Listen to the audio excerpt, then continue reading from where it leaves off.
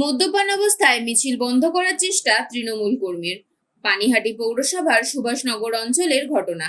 আরজিকর কাণ্ডের প্রতিবাদে মুখর গোটা রাজ্য। প্রতিদিন কোনো না কোনো প্রতিবাদী মিছিল করছেন সাধারণ মানুষ। রবিবারও গোটা রাজ্য জুড়ে উঠেছিল প্রতিবাদের ঝড়।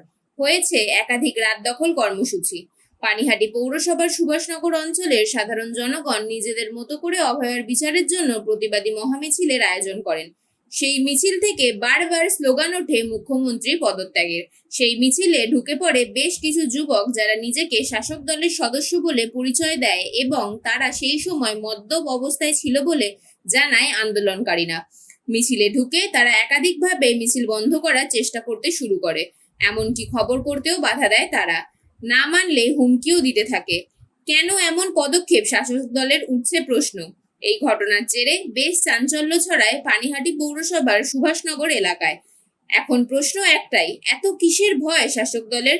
তাহলে কি সর্ষের মধ্যেই ভূত? প্রশ্ন আম জনতার।